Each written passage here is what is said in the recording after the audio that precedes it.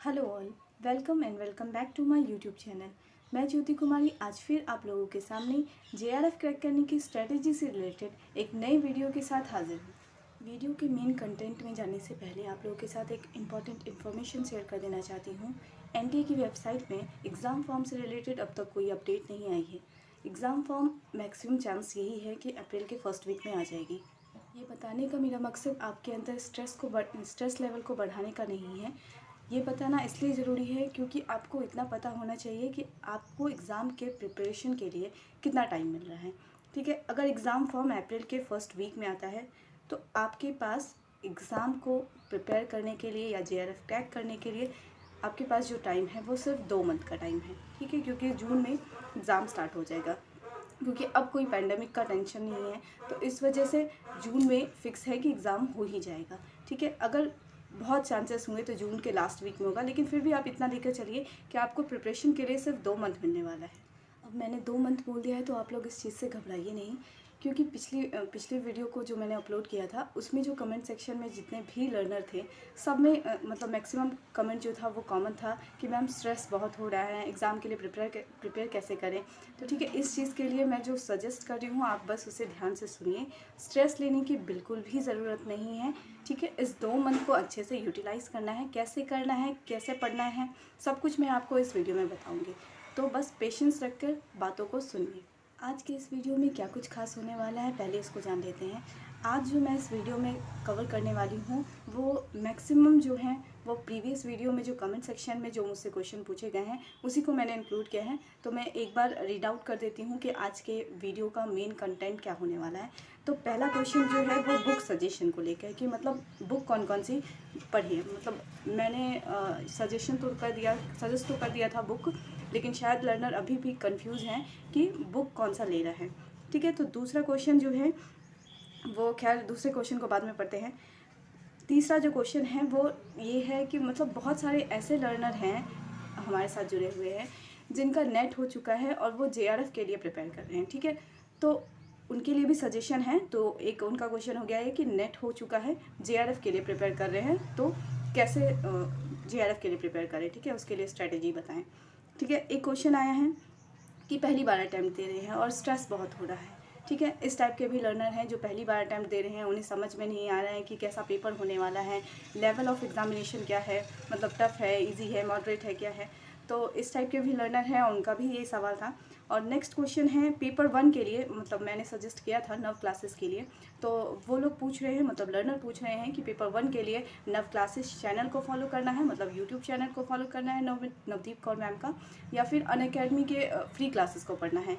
और अगर हम फ्री क्लासेस को पढ़ रहे हैं तो क्या ज़रूरी है बुक परचेज़ करना, या अगर हम बुक परचेज़ कर रहे हैं तो क्या ज़रूरी है चैनल को देखना। तो ठीक है, इससे रिलेटेड भी डाउट को क्लियर करूँगी। नेक्स्ट क्वेश्चन जो है वो सिलेबस प्रोवाइड कराएं, कि मतलब पेपर 1 का सिलेबस क्या है, पेपर 2 का सिलेबस क्या है, पेपर 1 इंग्लिश का सिलेबस क्या है, पेपर 1 हिंदी का सिलेबस क्या है। तो उससे रिलेटेड भी डाउट है, तो उसको भी मैं कवर करूँगी इस वीडियो में। और नेक्स्ट क्वेश्चन जो है वो किस किस टॉपिक पे ज़्यादा ध्यान देना है, मतलब जेआरएफ क्रैक करने के लिए ये बहुत अच्छा सवाल मुझे लगा। और ये क्वेश्चन मुझसे टेलीग्राम पे किसी ने पर्सनली पूछा था। मतलब आप अपना सिलेबस कंप्लीट कर लेते हैं तो इससे नेट आराम से हो जाएगा, लेकिन जेआरएफ क्रैक करने के लिए सेफ साइड क्या है, मतलब हम कितना स्कोर करें कि मेरा जेआरएफ आसानी से हो जाए, मतलब हम टेंशन फ्री रहे एग्ज़ाम देकर। ठीक है, तो नेक्स्ट क्वेश्चन एक और जो मैंने ऐड किया है कि एग्ज़ाम के 3 घंटे को हम कैसे यूटिलाइज़ करें, मतलब उस 3 घंटे को हम किस तरीके से यूटिलाइज़ करें कि मतलब जेआरएफ आराम से हो जाए, एग्ज़ाम का प्रेशर भी ना हो। मतलब होता है कि बहुत लोगों का कि एग्ज़ाम में जैसे ही बैठते हैं डर लगने लगता है, पेपर देख करके डर लगने लगता है, कंप्लीट हो पाएगा या नहीं। हाँ, 3 घंटे का पेपर, मतलब विदिन 3 आवर हम कंप्लीट कर पाएंगे या नहीं। ठीक है, तो ऐसे ऐसे क्वेश्चंस हैं जो मैं इस वीडियो में आप लोगों के साथ शेयर करने वाली हूँ। तो स्टार्ट करते हैं पहले क्वेश्चन से, बुक सजेशन को लेकर। इस एग्ज़ाम को क्रैक करने के लिए जो ज़रूरी पुस्तकें हैं वो मैं आपको फिर से एक बार बता देती हूँ। आपको पेपर 1 के लिए प्रीवियस ईयर क्वेश्चन की बुक ज़रूरी है लेनी। ठीक है, पेपर 2 के लिए भी आपको प्रीवियस ईयर क्वेश्चन की बुक लेनी ज़रूरी है। अब पेपर 1 के लिए जो कॉन्सेप्ट की बुक है वो इसलिए ज़रूरी है क्योंकि आप फ्री लर्नर हैं, आपको प्लस कोर्स परचेज़ नहीं करना है, कोई भी क्रैश कोर्स परचेज़ नहीं करना है। ठीक है, आपको जो भी करना है फ्री वे में करना है। ठीक है, तो बुक तो आपको ख़रीदनी ही पड़ेगी। ठीक है, बुक इसलिए खरीद लीजिए क्योंकि लाइफ मतलब इन फ्यूचर आप अगर किसी को पढ़ाना चाहते हैं तो आप किताबों की सहायता से आप किसी को पढ़ा सकते हैं। अब बात आती है कि पेपर 1 की बुक किस राइटर की लेनी है, ठीक है। तो मैंने केवीएस मदान की बुक ली थी, लेकिन वो इनफ नहीं है एग्ज़ाम को क्रैक करने के लिए, ठीक है। तो मैं जो आपको बुक सजेस्ट कर रही हूँ वो नवदीप कौर मैम का प्रीवियस ईयर क्वेश्चन का बुक है और एक कंसेप्ट की बुक है, ठीक है। तो आप दोनों ही बुक नवदीप कौर मैम की ही परचेज़ कर लीजिए, क्योंकि अभी जो यूजीसी नेट एग्ज़ाम के लिए जो बेस्ट बुक पेपर 1 के लिए है वो नवदीप कौर मैम का ही है, ठीक है। तो आप दोनों ही बुक को ले लीजिए। प्रीवियस ईयर क्वेश्चन के बुक को लेना इसलिए भी ज़रूरी है क्योंकि जो मैक्सिमम क्वेश्चंस जो बनते हैं पेपर 1 में वो प्रीवियस ईयर क्वेश्चन को ही ऐसे घुमा फिरा करके ही पूछा जाता है, ठीक है। तो प्रीवियस ईयर क्वेश्चन की बुक दोनों ही पेपर के लिए बहुत ज़रूरी है। तो आपको पेपर 1 के लिए नवदीप कौर मैम की कॉन्सेप्ट की बुक भी लेनी है और प्रीवियस ईयर क्वेश्चन की बुक लेनी है। कॉन्सेप्ट की बुक मैम की आ चुकी है, लेकिन जो प्रीवियस ईयर क्वेश्चन की बुक है वो अभी तक आई नहीं है, मतलब अपडेटेड वर्जन में नहीं आई है। जो इस बार एग्ज़ाम हुआ था दिसंबर 21 तक का, तो उसमें जो जून 21 तक का जो एग्ज़ाम हुआ था उसमें जो है वो अपडेटेड वर्जन का जो क्वेश्चन पेपर है वो अभी तक अपलोड नहीं किया गया है, ठीक है।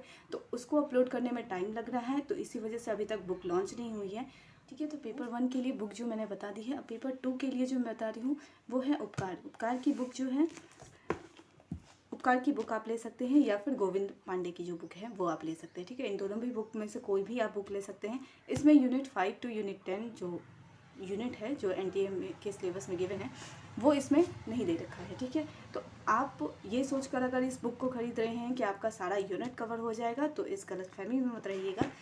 ये जो यूनिट है, मतलब ये जो बुक है, ये सिर्फ यूनिट 1 से लेकर यूनिट 4 तक,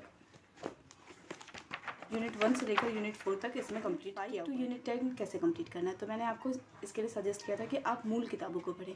तो बहुत सारे लर्नर हैं कि मैं ये पूछ रहे हैं कि मैम इतनी जल्दी, मतलब इतने कम समय में, अब तो आप लोग का समय जो है वो और भी कम हो चुका है, 2 मंथ है, तो अब इस सिचुएशन में क्या करना चाहिए, मतलब मूल किताबों को पढ़ने बैठें या फिर ओवरव्यू लेकर चले जाएँ, ठीक है।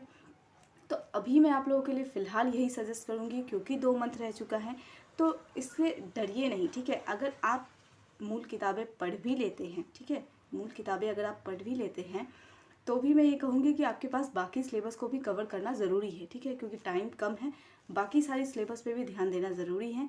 तो आप फ़िलहाल ओवरव्यू लेने के लिए यूजीसी नेट जेआरएफ हिंदी ज्ञान कोर्स जो मैंने चैनल सजेस्ट किया है वहाँ पे यूनिट 5 टू यूनिट 10 जो चैप्टर है वो कंप्लीट किया हुआ है, आप उनका ओवरव्यू ले लीजिए, ठीक है। ओवरव्यू लेने के बाद उन लर्नर के लिए मैं ये सजेस्ट कर रही हूँ जो सच में मूल किताबें पढ़ना चाहते हैं, ठीक है, आप पहले एक बार ओवरव्यू ले लीजिए, ठीक है। उसके बाद आप अपना पेपर वन का जो सिलेबस है उसको कंप्लीट कर लीजिए, पेपर 2 का सिलेबस कंप्लीट करें। समय मिले तो आप इन किताबों की जो यूनिट 5 टू यूनिट 10 में जो गिवन चैप्टर्स दे रखे हैं आप उनके मूल किताबों को पढ़ें, ठीक है। अगर समय है तो, अगर समय नहीं है तो आप अभी फ़िलहाल के लिए मूल किताबों को पढ़ना छोड़ दें, ठीक है। मैं इसलिए आपको ये कह रही हूँ क्योंकि एग्ज़ाम के लिए टाइम कम है, डरा नहीं रही हूँ, ठीक है, डरिए नहीं। एग्ज़ाम के लिए टाइम कम है तो आपको इस हिसाब से ये लेकर चलना होगा कि आपको जेआरएफ क्रैक करना है, ठीक है। अभी फ़िलहाल आपको पढ़ाना किसी को नहीं है। मेरे पास टाइम था इसलिए मैंने आप लोगों को सजेस्ट किया था कि आप मूल किताबों को पढ़िए, ठीक है। तो एक काम कीजिए, यूजीसी नेट जेआरएफ हिंदी ज्ञान कोर्स से आप ओवरव्यू लीजिए, सिलेबस को कंप्लीट कीजिए, पेपर 1 को, पेपर 2 को, ठीक है। उसके बाद अगर समय मिलता है तो आराम से आप किताबों को पढ़ सकते हैं, क्योंकि अगर आप अभी किताबों को पढ़ने बैठिएगा तो 2 मंथ के अंदर मुश्किल से, मतलब 2 मंथ के अंदर आप इन 5 यूनिट्स का, यानी कि यूनिट 5 टू यूनिट 10 का आप सिर्फ और सिर्फ मूल टेक्स्ट ही पढ़ पाइएगा, ठीक है, अगर हम मूल किताबों को पढ़ने जाएँ तो। क्योंकि अब चैप्टर जो यूनिट 10 में जो चैप्टर दे रखा है वो उसका जो मतलब कंटेंट है, मतलब मुझे वो लगता है कि वो बहुत टाइम टेकिंग है उसका कंटेंट, ठीक है। आप उपन्यास का कंटेंट लेंगे तो वो भी बहुत टाइम टेकिंग है। तो इस वजह से मैं आपको यही सजेस्ट कर रही हूँ कि फ़िलहाल आप ओवरव्यू लीजिए। जिन लर्नर का जो मतलब इस बार एग्ज़ाम नहीं दे रहे हैं वो मूल किताबों को पढ़ें, ठीक है, क्योंकि आपके पास समय है, आप ओवरव्यू लीजिए लेकिन मूल किताबों को भी पढ़िए। अगर भविष्य में आप पढ़ाना चाहते हैं तो आप मूल किताबों को पढ़िए, लेकिन अभी फ़िलहाल जो लर्नर जून में एग्ज़ाम देने वाले हैं उनके लिए मैं यही सजेस्ट करूँगी, आप ओवरव्यू लेकर चलिए, ठीक है। अब ओवरव्यू के लिए भी कैसे लेके चलना है, आप एक बार क्वेश्चन मैं प्रोवाइड करा दूँगी टेलीग्राम चैनल पर, ठीक है। अभी उसके बारे में भी डिटेल में बात करती हूँ।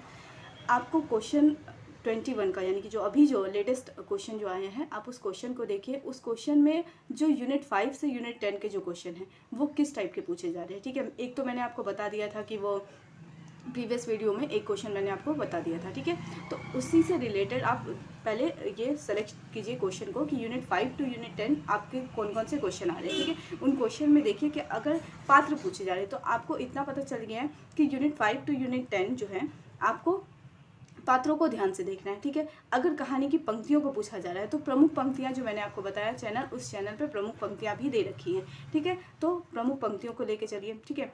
और अगर कुछ भी मतलब ऐसा विषय वस्तु पूछा जा रहा है कि प्रस्तुत कहानी में क्या विषय वस्तु है, जैसे अंधेर नगरी में क्या विषय वस्तु है या फिर आधे अधूरे की विषय वस्तु क्या है, ठीक है। तो अगर विषय वस्तु से रिलेटेड क्वेश्चन आए तो आप विषय वस्तु को जान लीजिए कि मतलब किस किस चैप्टर में किस किस विषय वस्तु को केंद्रित करके वो रचना लिखी गई है, ठीक है। ओवरव्यू लेकर भी एग्ज़ाम क्रैक किया जा सकता है, लेकिन आपको जो है अगर आप ओवरव्यू लेके जा रहे हैं तो आपको मेहनत थोड़ी जो पेपर 1 के लिए है वो ज़्यादा करनी होगी, ठीक है। लेकिन अगर आप मूल किताबों को पढ़ते हैं तो मतलब ठीक है, आपको पेपर 1 और पेपर 2 बैलेंस बनाकर चलना होगा कि मतलब इसके लिए भी बराबर तैयारी और इसके लिए भी बराबर तैयारी। लेकिन अगर आप ओवरव्यू लेकर चल रहे हैं तो आपको अपना पेपर 1 पे पूरा कमांड रखना होगा, ठीक है।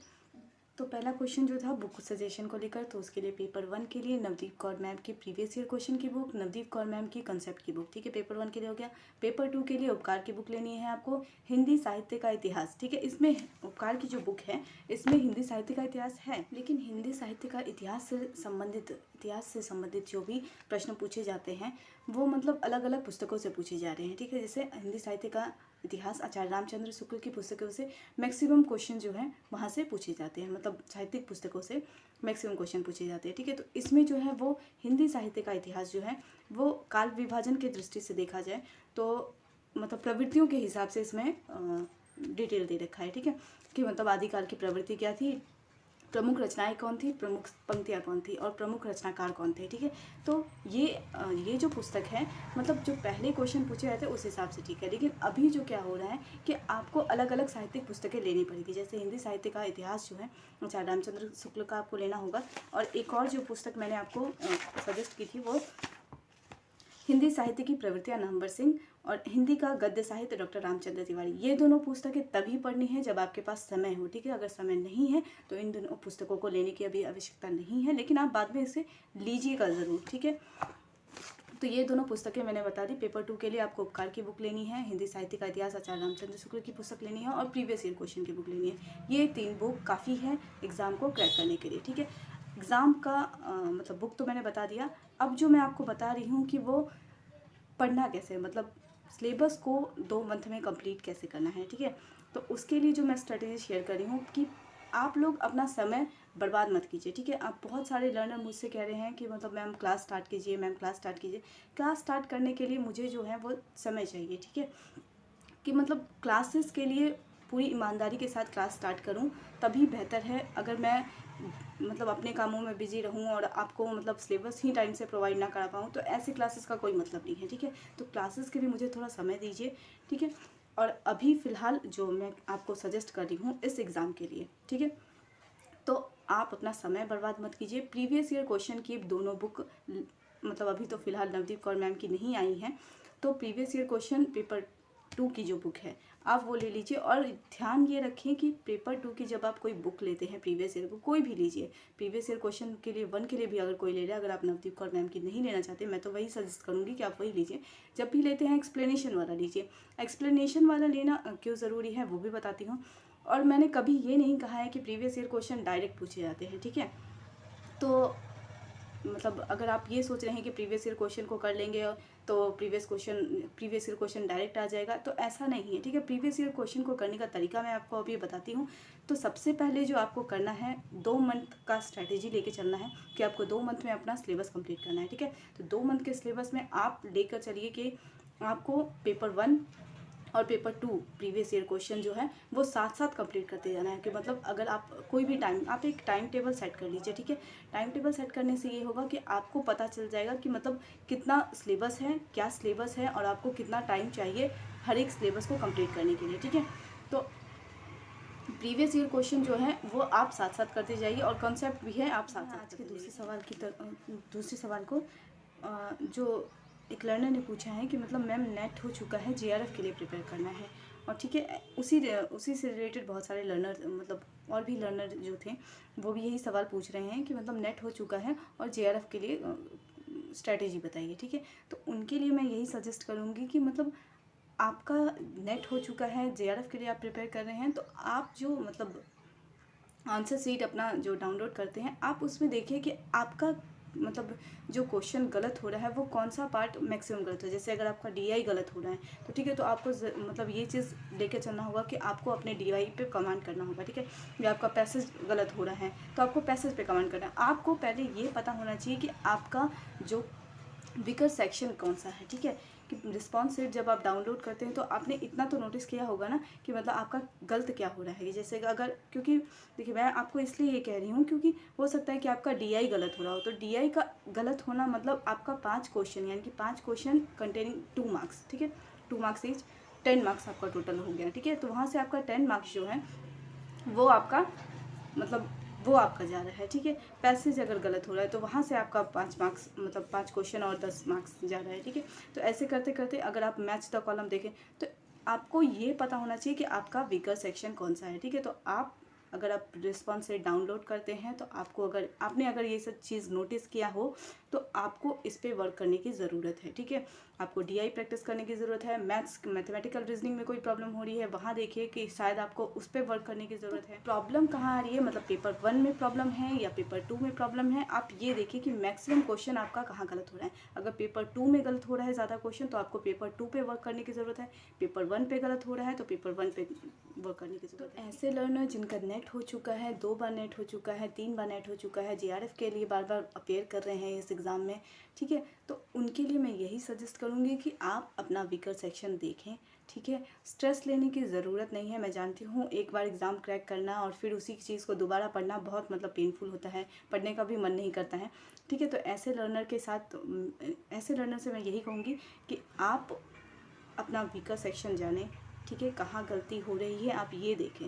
ठीक है, स्ट्रेस लेने की ज़रूरत नहीं है। लॉजिकल रीजनिंग में प्रॉब्लम हो रही है, डीआई में प्रॉब्लम हो रही है, जिस भी सेक्शन में आपको प्रॉब्लम हो रही है आप उस पर वर्क कीजिए और देखिएगा आपको मतलब जेआरएफ क्रैक करना आपके लिए इजी इसी तरीके से होगा। ठीक है, आपको वीकर सेक्शन बस पता होना चाहिए। ठीक है, आप इस पर वर्क कीजिए और ऑल द बेस्ट आप लोगों के लिए कि जिनका नेट हो चुका है वो जेआरएफ के लिए प्रिपेयर कर रहे हैं। इस बार आप लोग को पूरी मेहनत के साथ जेआरएफ क्रैक करना है। ठीक है, नेक्स्ट क्वेश्चन है पहली बार अटैम्प्ट कर रहे हैं। ठीक है, ऐसे लर्नर भी जुड़े हैं हमारे चैनल के साथ जो पहली बार अटैम्प्ट देने वाले हैं। ठीक है, तो उनका जो स्ट्रेस है वो कहते हैं कि स्ट्रेस है, तो ये स्ट्रेस नहीं है, आपका डर है। ठीक है, क्यों डर भी कैसा कि आपको सिलेबस के बारे में पता नहीं है, आपने चीज़ों को पढ़ा ही नहीं है और आपको सिर्फ डर इसलिए लग रहा है क्योंकि आपने सिर्फ चैप्टर का नाम देख लिया है। पेपर 1 अलग पूछा जाएगा, पेपर 2 अलग पूछा जाएगा, 3 घंटे का टाइम है, क्या होगा नहीं होगा, ये सब सोच कर आपको डर लग रहा है। ठीक है, स्ट्रेस वाली जैसी कोई चीज़ नहीं है इसमें लेने की। आपको बस इतना करना है कि अभी से ही लग जाना है। अगर आप इस बार अगर नहीं दे रहे हैं, फर्स्ट अटैम्प्ट दे रहे हैं, अगर इसी बार देना चाहते हैं तो टेंशन लेने की ज़रूरत नहीं है। लेकिन आपको इतना पता होना चाहिए कि आप पीजी अपेयरिंग में दे रहे हैं या पीजी फाइनल ईयर में दे रहे हैं। अगर आप पीजी अपेयरिंग में दे रहे हैं तब तो स्ट्रेस की बिल्कुल भी आवश्यकता नहीं है। ठीक है, अगर फाइनल में दे रहे हैं तो थोड़ा मतलब स्ट्रेस लेने की ज़रूरत नहीं है, लेकिन हाँ थोड़ा पढ़ाई पर ध्यान देने की ज़रूरत है।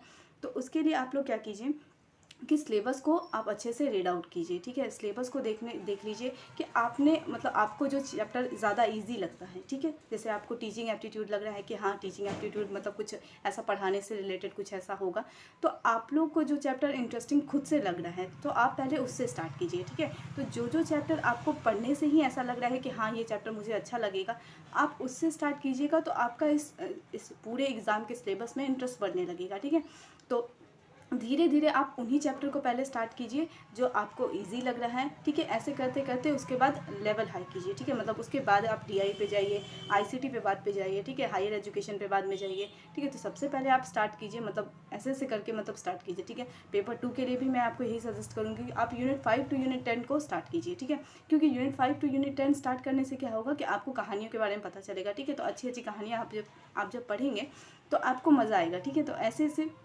जब ऐसे करते करते आप पेपर 2 के सिलेबस को बढ़ेंगे आगे, तो ठीक है, तो यूनिट 5 टू यूनिट 10 आपका कंप्लीट हो जाएगा। ठीक है, यूनिट 5 में कविताएं हैं, तो आप जब कविताओं को पढ़ेंगे तो भी आपको अच्छा लगेगा।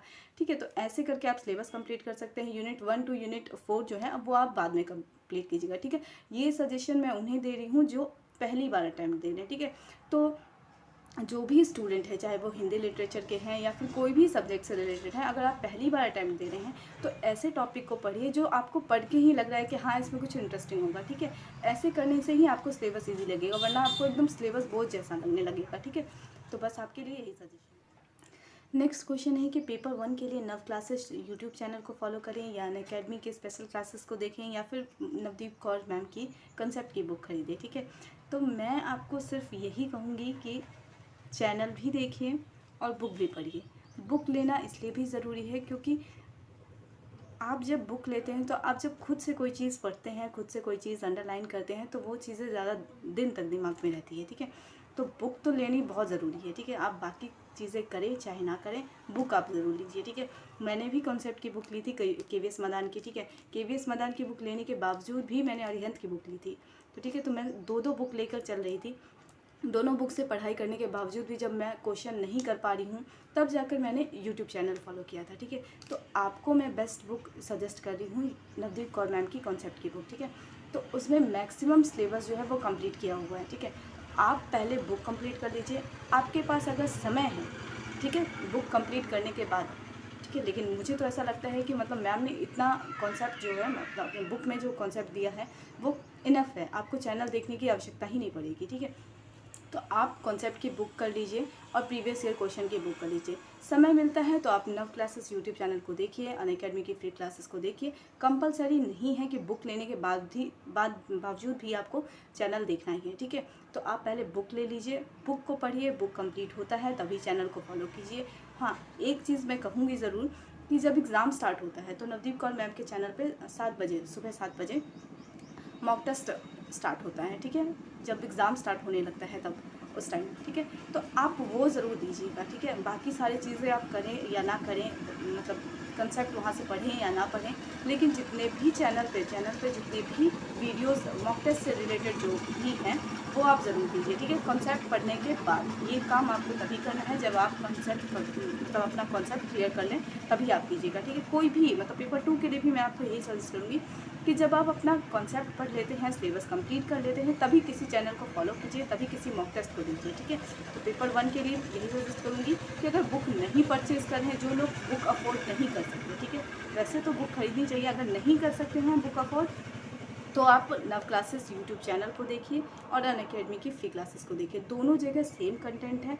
ठीक है, अगर लगता है कि चीज़ें यहाँ पे कम है वहाँ ज़्यादा है, अगर ऐसा लग रहा है आप लोगों को, तो दोनों जगह पढ़ लीजिए। ठीक है, नहीं तो यूट्यूब के चैनल पे इनफ है, मतलब वहाँ पे मटेरियल आपको मिल जाएगा।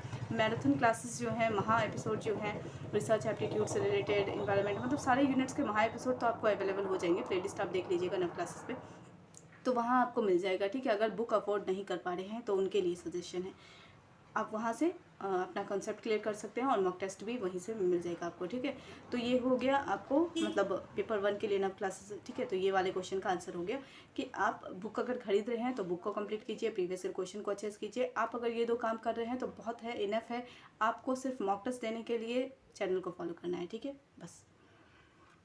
नेक्स्ट क्वेश्चन है सिलेबस प्रोवाइड कराएं। ठीक है, तो मैंने टेलीग्राम पे अभी न्यू चैनल स्टार्ट किया है, लेट्स क्रैक JRF विद ज्योति का।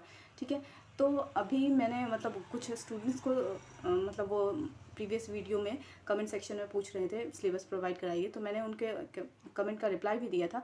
तो शायद चैनल को ओपन करने में, मतलब उस लिंक को ओपन करने में प्रॉब्लम आ रही है, तो आपको मैं चैनल का लिंक अभी प्रोवाइड कर दूँगी डिस्क्रिप्शन में। आप उस लिंक को कॉपी कीजिए। ठीक है, उस लिंक को कॉपी करने के लिए कॉपी करने के बाद अपने टेलीग्राम चैनल पर उस लिंक को पेस्ट करके सर्च कीजिए। ठीक है, वहाँ पे आपको लेट्स क्रैक JRF विद ज्योति का चैनल मिल जाएगा। ठीक है, आप उसे फॉलो कर लीजिए। वहाँ पे सिलेबस पेपर 1 और पेपर 2 का प्रोवाइड कर दिया है, और भी कोई भी मटेरियल आपको चाहिए, ऐसा रिलेटेड लग रहा है कि आपको कि मतलब कुछ पेपर चाहिए या फिर ऐसा कुछ भी रिलेटेड आपको PDF चाहिए, तो आप वहाँ ले सकते हैं। ठीक है, और फ़िलहाल तो अभी इसी चीज़ के लिए। ठीक है, तो उसके लिए सिलेबस वहाँ मैंने प्रोवाइड करा दिया है और उस लिंक को ओपन करने के लिए डिस्क्रिप्शन में मैं लिंक दे दूँगी, ठीक है। तो कॉपी करके उसको अपने टेलीग्राम पे पेस्ट करके सर्च कीजिएगा, चैनल मिल जाएगा, ठीक है। चैनल को फॉलो कर लीजिएगा और फॉलो करने के बाद वहाँ आपको PDF मिल जाएगा, ठीक है। अब नेक्स्ट क्वेश्चन है किस टॉपिक पे ज़्यादा ध्यान दें, ठीक है। तो किस टॉपिक पे ज़्यादा ध्यान दें, तो मैं इस चीज़ के लिए कहूँगी कि पहले जो क्वेश्चन आते थे वो हर यूनिट से बराबर आते थे, मतलब टीचिंग एप्टीट्यूड से 5 क्वेश्चन, DI से 5 क्वेश्चन ऐसे करके आते थे, ठीक है। अब क्या होने लगा है कि अब असर्शन रीजनिंग में रिसर्च एप्टीट्यूड के क्वेश्चन को डाल दिया जाता है, ठीक है। हायर एजुकेशन के क्वेश्चन को असर्शन रीजनिंग में डाल दिया जाता है। तो ऐसे करके क्या हो गया है कि रिसर्च एप्टीट्यूड के जो क्वेश्चन हैं वो कभी कभी 7-6 ऐसे क्वेश्चन होने लगे हैं, ठीक है। 7-6 क्वेश्चन होने लगे हैं। टीचिंग एप्टीट्यूड के क्वेश्चन को कम कर दिया गया है, हायर एजुकेशन के क्वेश्चन को बढ़ा दिया गया है, ठीक है। तो जब आप इस तरीके से देखेंगे तो आपको जो ध्यान देना जो ज़रूरी जो चैप्टर आपको लग रहा है पेपर 1 के लिए जो ज़रूरी चैप्टर है वो है DI आपको ज़रूरी है करना, ठीक है। DI करना ज़रूरी है, लॉजिकल रीजनिंग करना ज़रूरी है, मैथमेटिकल रीजनिंग करना ज़रूरी है, ठीक है। तो मैथमेटिकल रीजनिंग से अब जो क्वेश्चंस हैं वो बहुत पूछे जाने लगे हैं, ठीक है। पहले क्या होता था, सिर्फ एक क्वेश्चन मैथ से रिलेटेड होता था, एज से रिलेटेड होता था, एवरेज से रिलेटेड होता था, लेकिन अब जो है कंपाउंड इंटरेस्ट के क्वेश्चन आने लगे हैं, ठीक है। 3 डायमेंशनल पिक्चर के से रिलेटेड जो क्वेश्चन है, एरिया, सरफेस एरिया, तो इन सब चीज़ों से रिलेटेड भी क्वेश्चन आने लगे हैं, ठीक है। तो आपको अब जो है मैथमेटिकल रीजनिंग को हल्के में नहीं, तो पेपर 1 के लिए सारे ही टॉपिक इंपॉर्टेंट है, लेकिन फिर भी जिस पे ज़्यादा ध्यान देना है वो रिसर्च एप्टीट्यूड मैंने बता दिया, हायर एजुकेशन है, मैथमेटिकल रीजनिंग है, लॉजिकल रीजनिंग है और DI है, ठीक है। मुझे जो इम्पोर्टेंट लगा मैंने वो आपको बता दिया, ठीक है। ICT से रिलेटेड भी है, लेकिन उससे क्वेश्चन जो है वो 1 या 2 पूछे जाते हैं, ठीक है। मैक्सिमम हायर एजुकेशन के क्वेश्चन पूछे जाते हैं और पीपल एंड एनवायरनमेंट के जो क्वेश्चन होते हैं जो अब पूछे जा रहे हैं वो लेटेस्ट पूछे जा रहे हैं, ठीक है। तो आप उसमें कितनी भी तैयारी कर लीजिए तो आपको हर बार जो है वो क्वेश्चन नया ही मिलेगा, ऐसा लगेगा मतलब कुछ नई चीज़ ही उन्होंने पूछी है, ठीक है। तो पीपल एंड एनवायरनमेंट और हायर एजुकेशन से रिलेटेड जो क्वेश्चन अब आने लगे हैं वो लेटेस्ट क्वेश्चन आने लगे हैं। तो अगर आप इन चैप्टर पे ध्यान दे रहे हैं तो लेटेस्ट से रिलेटेड आप कुछ चीज़ें पढ़ते जाइए। वैसे नवदीप कौर मैम जो हैं वो यूट्यूब चैनल पे लेटेस्ट जो भी इन चैप्टर से रिलेटेड जो भी अपडेट आते हैं लेटेस्ट उन्हें कवर करा देती हैं, ठीक है। तो उनके चैनल पे इन 2 चैप्टर पे से रिलेटेड जो भी अपडेट दे रखा है आप उन्हें देख लीजिए, ठीक है। तो ये 2 चैप्टर हो गया। अब जो मेरी साइड से जो मैंने क्वेश्चन ऐड किया था वो JRF का सेफ साइड, ठीक है। तो JRF का क्रैक करने का जो सेफ साइड है तो वो मैंने आपको प्रीवियस वीडियो में कहा था कि कट ऑफ आप जरूर जानिए, ठीक है। तो अभी तक का कट ऑफ देखते हुए जो मुझे ये पता चला है कि अगर आप 300 टोटल मार्क्स 300 का है पेपर, 300 में 200 अबव, ठीक है। मैं सारी कैटेगरी का बता रही हूँ ये कि ठीक है, जनरल भी, OBC, SC ST जो भी कैटेगरी हैं, आप 200 अबव क्वेश्चन, अगर 200 मार्क्स से अबव क्वेश्चन अटैम्प्ट मतलब सही कर रहे हैं, मार्क्स ला रहे हैं, तभी आप JRF क्रैक कर सकते हैं, ठीक है। अगर उसके बिलो है तो आप नेट क्रैक कर सकते हैं आसानी से, लेकिन JRF के चांसेस पता नहीं होंगे या नहीं होंगे, क्योंकि अब जो लेवल है वो हार्ड होने लगा है, ठीक है। तो लेवल हार्ड अगर देखिए मतलब दोनों बातें हैं, ठीक है। इसमें आप 200 अबव लेकर चलेंगे तो ये आपका JRF का सेफ साइड है, ठीक है। अब पेपर हार्ड है या कम ईजी है ये हम डिसाइड नहीं कर सकते, ठीक है। हम एग्ज़ाम देने जा रहे हैं लेकिन हमें नहीं पता है कि बाकी लर्नर्स के लिए वो इजी है या टफ़ है, ठीक है। मेरे लिए अगर कोई चीज़ टफ़ है तो हो सकता है किसी के लिए वो इजी हो, और ऐसे बहुत सारे लर्नर होंगे जिनके लिए वो इजी होगा। अगर पेपर आपको टफ़ लग रहा है, बाकियों को ईजी लग रहा है, मतलब जो कट ऑफ है वो हाई जाने वाली है, ठीक है। लेकिन अगर पेपर का जो लेवल है वो बाकी स्टूडेंट को भी अगर लग रहा है कि बाकियों को भी ये हार्ड लग रहा है तो उसका कट ऑफ लो जाएगा। तो कट ऑफ लो होने के बाद JRF का जो चांसेस है वो 200 के बिलो भी बन सकता है, ठीक है। कि अगर आप 195 स्कोर कर रहे हैं, 186 स्कोर कर रहे हैं, 186 मैं कैटेगरी वाइज का बता रही हूँ, ठीक है। और अगर 190 के बीच में आप जनरल कैटेगरी का रखिए, ठीक है। इस हिसाब से मैं कह रही हूँ कि पेपर का लेवल कुछ भी हो, आपको 200 अबव स्कोर करना है। उसके लिए आप किन किन चीज़ों पे ध्यान देंगे ये आप मतलब तय कीजिए, ठीक है। कि आपको DI पे कमांड करना है। मैंने आपको स्कोरिंग क्वेश्चन का जो प्रीवियस वीडियो में बताया है, आप स्कोरिंग क्वेश्चन को ज़रूर देखिए, ठीक है। स्कोरिंग क्वेश्चन करने से आपका जो JRF क्रैक करने का जो चांसेस है वो बढ़ जाता है, ठीक है। अभी मैं आपको जो बताने वाली हूँ वो PYQ का करने का तरीका बता रही हूँ, ठीक है। अभी जैसे ये है जनवरी 2017 का पेपर है, ठीक है। तो इसमें एक क्वेश्चन पूछा गया है कि निम्नलिखित में से कौन सा विद्वान पृथ्वीराज रासो को सर्वथा अप्रामाणिक ग्रंथ मानने वालों में शामिल नहीं है।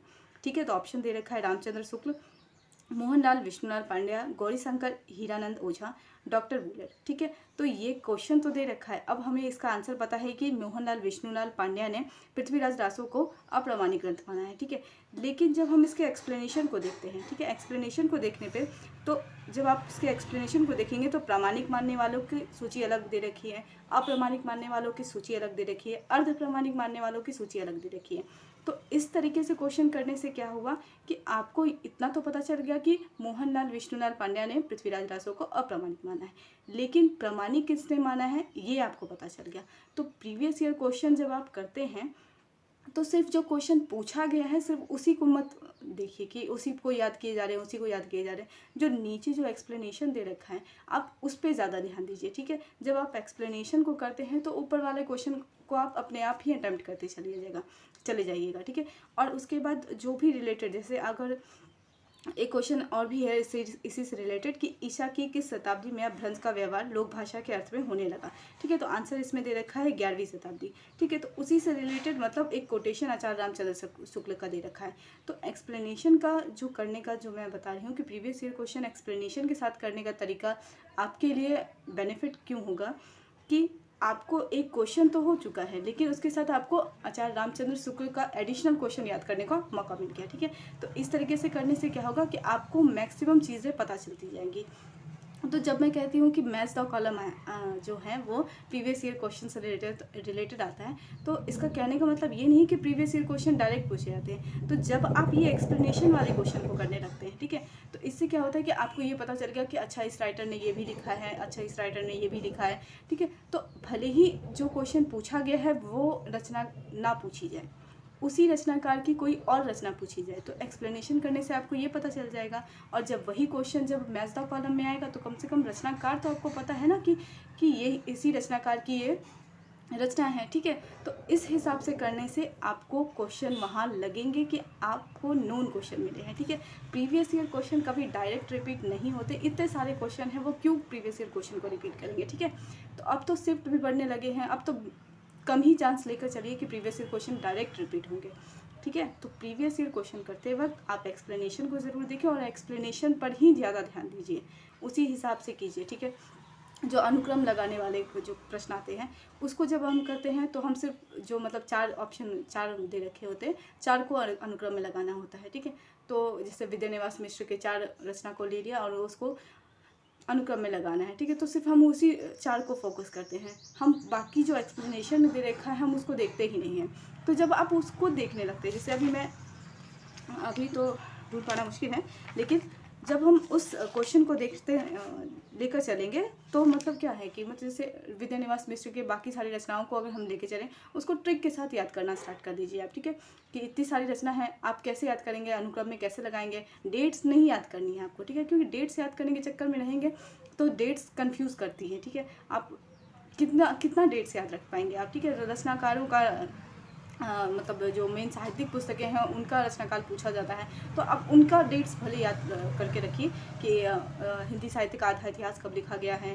ठीक है, तो ऐसे क्वेश्चन का डेट आप याद कर सकते हैं, लेकिन जो रचनाकार के रचनाओं का जो क्रम है उसको आप डेट्स के अकॉर्डिंग मत याद कीजिए। ठीक है, आप भूल जाएंगे। अगर याद कर सकते हैं तो कोई बात नहीं, याद कीजिए, लेकिन अगर याद नहीं कर पाते हैं तो आप ट्रिक बना लीजिए, सारी रचनाओं को ट्रिक के साथ आप याद कीजिएगा तो आपका अनुक्रम वाला जो प्रश्न है वो कभी गलत नहीं होगा। ठीक है, वो 5 मार्क्स का क्वेश्चन आता है, वो भी कंटेनिंग 10 मार्क्स। ठीक है, तो वो भी 10 मार्क्स कंटेन करता है।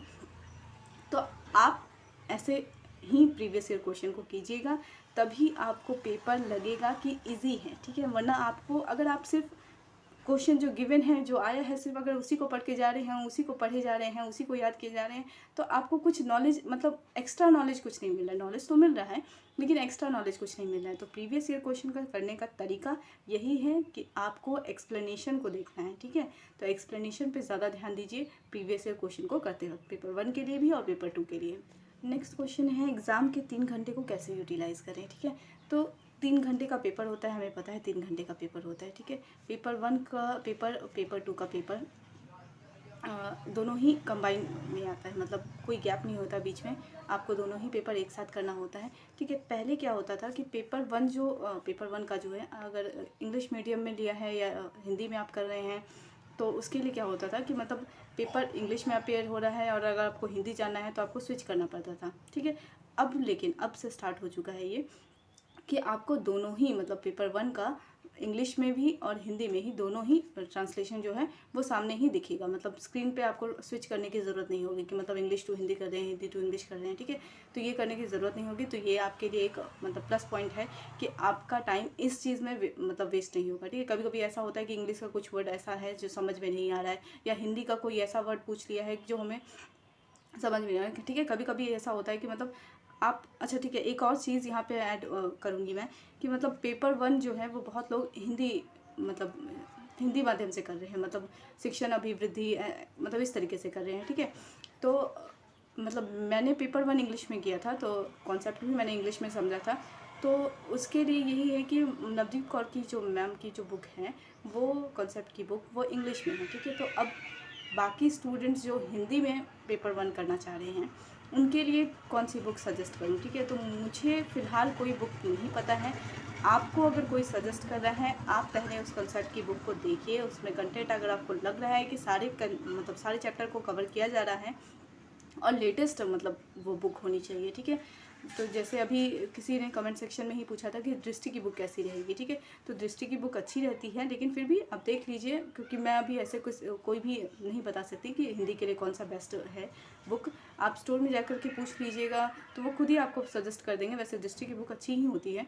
आप अगर पेपर वन के लिए वो लेना चाहते हैं तो पेपर वन के लिए हिंदी में अगर आप पेपर वन कर रहे हैं तो आप वो बुक ले लीजिए। ठीक है, क्योंकि मैं अभी तक जो बता रही थी पेपर वन के लिए वो इंग्लिश में ही बता रही थी। प्रीवियस ईयर क्वेश्चन के लिए भी बुक आप हिंदी में ही ले लीजिए। ठीक है, लेकिन जब आप हिंदी में करते हैं तो आप इतना याद रखिए या इतना ध्यान रखिए कि आपको चीज़ों को इंग्लिश में भी याद करना है। जैसे कि आप शिक्षण अभिवृद्धि याद कर रहे हैं तो टीचिंग एप्टीट्यूड आपको पता होना चाहिए कि शिक्षण अभिवृद्धि को इंग्लिश में टीचिंग एप्टीट्यूड कहते हैं। ठीक है, तो आप इसी तरह शोध अभिवृद्धि करते हैं तो रिसर्च एप्टीट्यूड कहते हैं। तो ऐसे जो टर्म्स है वो इंग्लिश में भी याद कीजिए। क्वालिटेटिव सहूलियत के हिसाब से आपको जो भी माध्यम सही लगे, इंग्लिश में करना चाहते हैं इंग्लिश में कीजिए, हिंदी में करना चाहते हैं हिंदी में कीजिए। ठीक है, बस तरीका बस वही करना है कि आपको प्रीवियस ईयर क्वेश्चन पे ध्यान देना है, जो चैप्टर बताया मैंने जिस पे इस पे ध्यान देना है वो करना है। ठीक है, हिंदी वालों के लिए कह रही हूँ, जिस चैप्टर पे फोकस करना है। कहने का मतलब ये नहीं कि आप सिर्फ वही चैप्टर पढ़कर एग्ज़ाम देने चली जाइएगा। ठीक है, बाकी चैप्टर्स पे भी आपको ध्यान देना है, लेकिन ज़्यादा ध्यान इन चैप्टर्स पे देना है।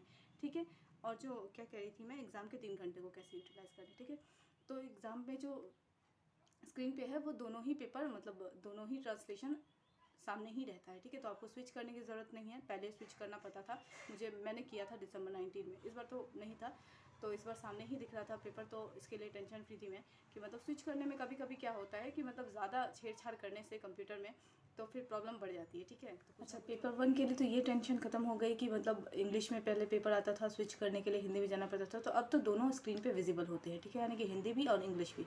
ठीक है, तो उसके लिए कोई टेंशन नहीं है। अभी हमें ये जानना है कि पेपर वन पहले अटैम्प्ट करें या पेपर टू।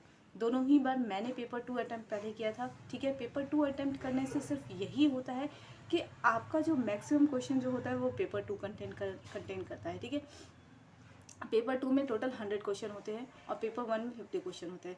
50 क्वेश्चन करने में जो टाइम लगता है, मुझे जो टाइम लगा मुझे लगता है 1 घंटा से थोड़ा ज़्यादा, मतलब देखिए चलिए आप 1 घंटा 20 मिनट ज़्यादा से ज़्यादा लगेगा अगर आप पूरा पैसेज वगैरह सब कुछ सही तरीके से करते हैं, तब बता रही हूँ। ठीक है, और पेपर टू करने के लिए जो टाइमिंग चाहिए वो मुश्किल से 1.5 घंटा आप पेपर टू के लिए करेंगे। क्यों?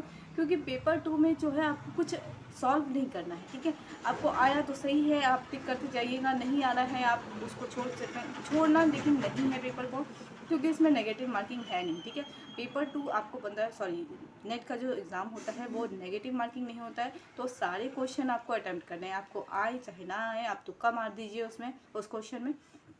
ठीक है, और तुक्का भी इस हिसाब से मारिए कि आप एलिमिनेट करके मारिए। ठीक है, जैसे आपको कोई क्वेश्चन पता नहीं है तो आप उसके आंसर को देखिए, आंसर में से कुछ आपको ज़रूर ऐसा मिलेगा कि हाँ ये नहीं हो सकता, मतलब इस क्वेश्चन का आंसर ये तो बिल्कुल भी नहीं हो सकता। इस तरीके से अगर आप करके देखना स्टार्ट करेंगे तो आपका जो तुक्का वाला जो क्वेश्चन होता है, जो आपको नहीं आता है, बिल्कुल भी नहीं आता है, जिसको आपने देखा ही नहीं है, ऐसे क्वेश्चन भी कभी कभी सही हो जाते हैं।